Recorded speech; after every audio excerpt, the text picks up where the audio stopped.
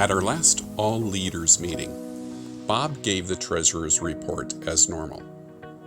I knew that the news would not be any different than what it had been over the past year or so. And indeed, it wasn't.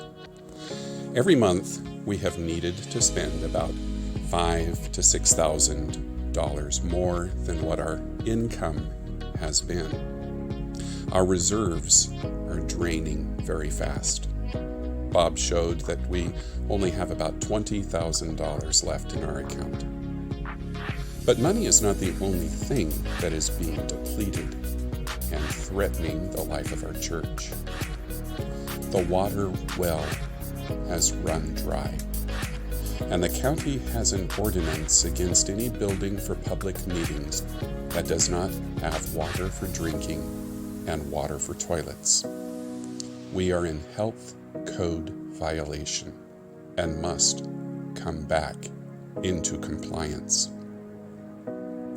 Discussion ensued about the potential costs for drilling a new well and how it would deplete our finances much more rapidly.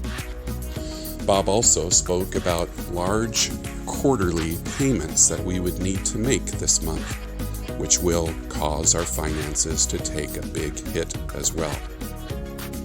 I'll be honest, I felt dizzy and was feeling sick to my stomach.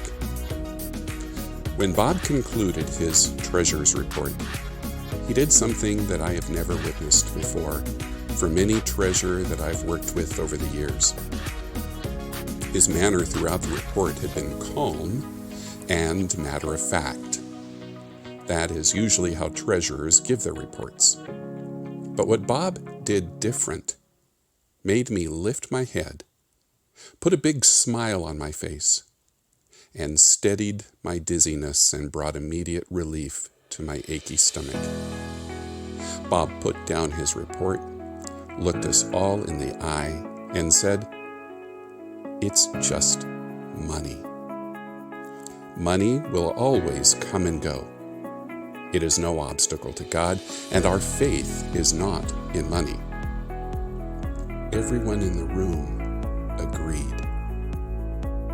Now, what Bob said, and what everyone affirmed, was not a new revelation. I felt this way for a long time, but what I needed and what I received at that meeting was a sense of unity and strong faith among all our leaders. You see, times of great financial pressure, unity is often hard to come by. We all handle the pressure differently. Some will panic. Others will despair, which is where I was headed. Some will seek resolutions according to fleshly efforts. We need to demand that our people give more. But hopefully there will be at least one who takes the difficult road of faith. In this case, the room was filled with those who were willing to trust our great and mighty God. Our church may be facing a financial crisis, but thankfully, there is no crisis of faith. Our condition is far better than the reverse. I would never want to be a church with large financial reserves and little faith. Since the All Leaders meeting, I've been celebrating, and I invite you to join with me. A few days ago, my daughter Stacy texted me and asked me about a verse that she and her husband were reading. It's found in Psalm 89:15, and it reads, "Blessed are the people who know the festal shout, who walk, O Lord, in the light of your face." Stacy asked if I knew what a festal shout is. I didn't. So we both started to research it. We found out that it was a shout of triumph that the Israelites would give before going into battle, because they knew God controlled the outcome.